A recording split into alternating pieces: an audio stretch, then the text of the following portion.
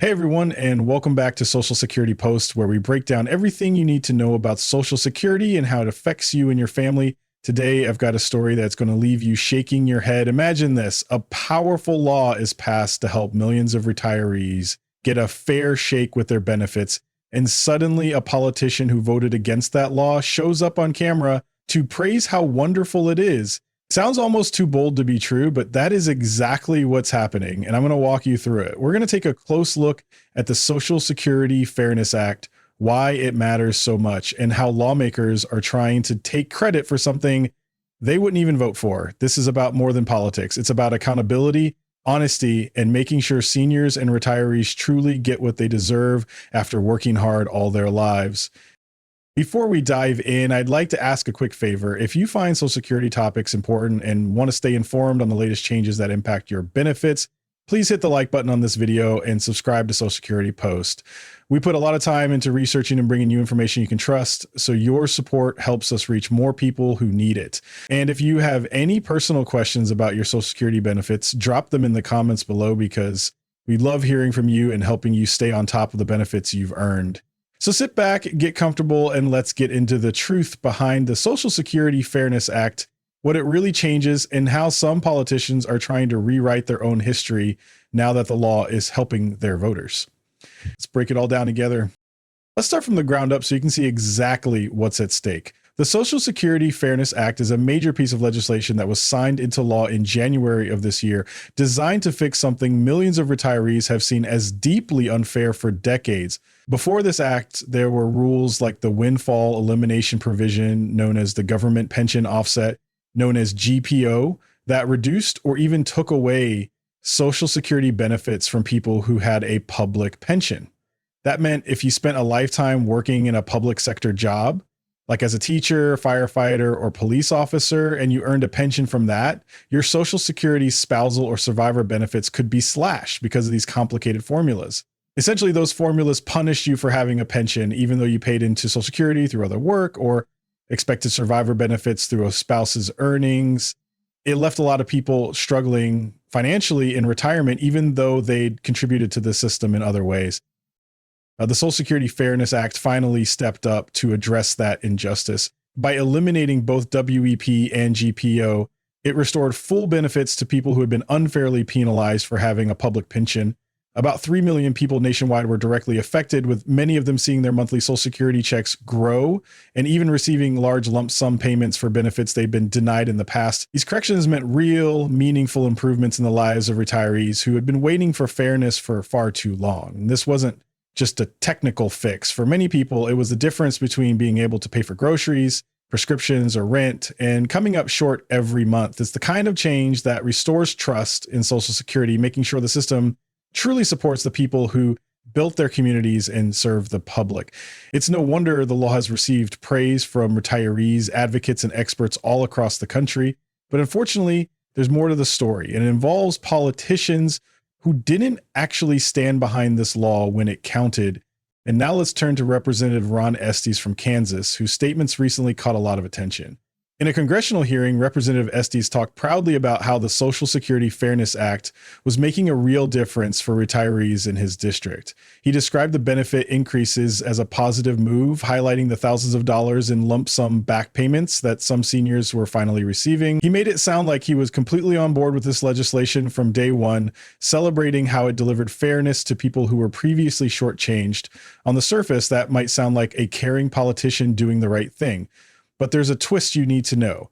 While he praised the new law for helping retirees, he left out a key piece of information about how he actually voted. This is where things get a bit uncomfortable, because Representative Estes didn't just overlook a minor detail, he completely reversed the narrative. During the hearing, he positioned himself as an advocate for the retirees benefiting from the Fairness Act, but in reality, he had voted against it. That means he tried to block these very changes from becoming law, yet now that they're popular and helping thousands of people in his community, he's praising them as though he supported them all along. It raises serious questions about political honesty and whether voters are being told the full story about their representatives' positions. That's why digging into these hearings and understanding the background matters so much. It's easy for a politician to jump in front of the cameras and celebrate when people get extra money, But if they tried to stop that money from ever reaching those people in the first place, shouldn't we all know about that? The truth is what we aim to shine a light on here at Social Security Post.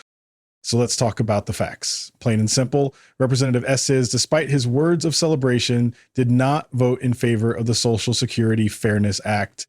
When I heard him praising this law and giving himself a pat on the back for what it was doing in his district, I had to double check the congressional voting record to be sure. And according to publicly available information, Representative Estes voted no on the bill, even though he now seems eager to share credit for its success. This is a classic example of a politician trying to have it both ways. Vote against a bill because of party lines or political strategy, but then when the bill passes and proves to be extremely popular with the voters, suddenly act like you were its biggest supporter all along. That is something every voter needs to pay attention to, especially when it comes to Social Security, because these programs affect our everyday lives and financial security. It's one thing to have a disagreement about policy, but it's another to try to rewrite your own record. Seniors who rely on Social Security deserve straight talk and clear information about who is on their side and who is not. When politicians pretend to have supported a benefit expansion they actively opposed, it's misleading to the people who trusted them with their votes. If we want a Social Security system that stays strong for decades to come, honesty about these debates is absolutely essential. Otherwise, voters are left in the dark, making decisions based on half-truths instead of facts. That's why here on Social Security Posts, we go the extra mile to fact-check what is said on Capitol Hill and how it lines up with the actual votes taken. These details matter because they can change how people live, how much they can afford, and what kind of retirement they'll have. It might surprise you, but Representative Estes is far from alone in this kind of political flip-flop. Across the country, other lawmakers have followed the exact same pattern: vote against a bill that ends up bringing massive benefits to their communities, then show up later for the cameras when those benefits arrive. One well-known case happened in Florida, where a congresswoman showed up to present a check for hundreds of thousands of dollars to help small businesses recover. It was a proud moment. Lots of press, big photo ops, except for one detail. She had voted against the bill that made the money possible in the first place.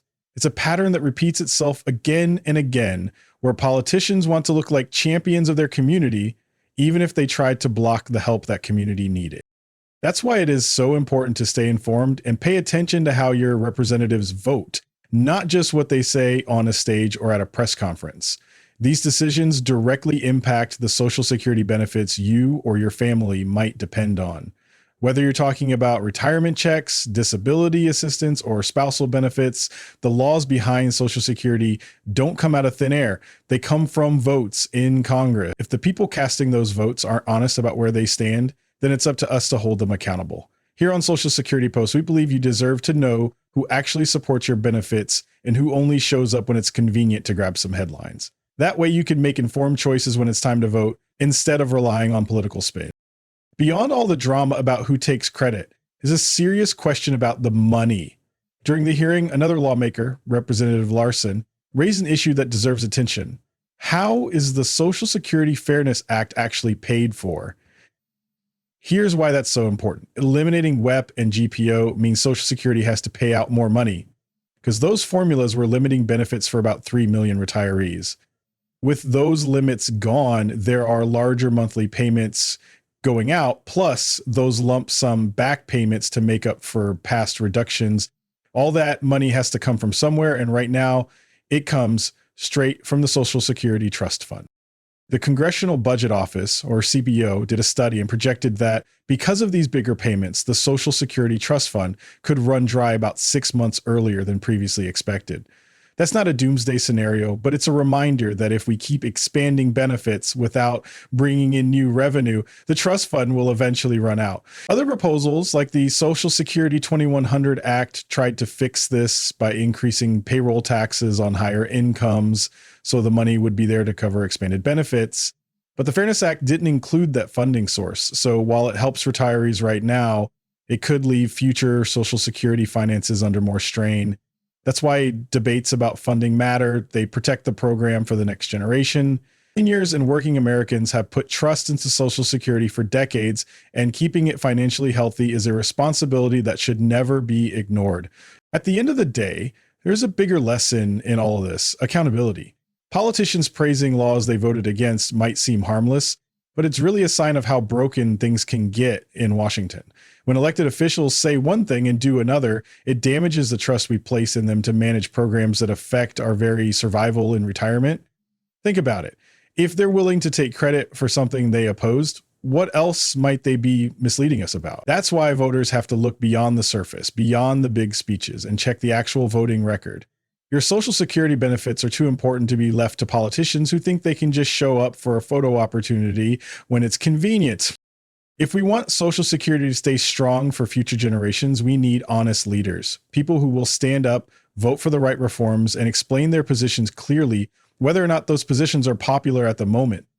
That's how we keep Social Security fair and sustainable. You deserve to know exactly who is fighting for you and who is just taking a victory lap. Here at Social Security Post, that's what we promise to do, shine a light on the truth even when it makes politicians uncomfortable. So keep asking questions, keep demanding real answers, and together we can make sure Social Security works for everyone who has earned it through a lifetime of hard work and sacrifice. So what do you think about this? Should politicians be able to celebrate programs they tried to stop? And do you think the Social Security Fairness Act should have included a funding plan to keep the trust fund safe? Share your thoughts with us in the comments below. We'd love to hear what you have to say. And remember, if you have any questions about Social Security, from benefits to eligibility rules or anything in between, drop those questions down below as well. We read every comment and do our best to answer because your benefits matter. If you found this deep dive helpful, please give this video a like and don't forget to subscribe to Social Security Posts for more updates and stories just like this. We're committed to keeping you informed about the issues that touch your retirement, your family, and your future. Thanks so much for watching. Stay safe, stay informed, and we'll see you in the next video. Take care.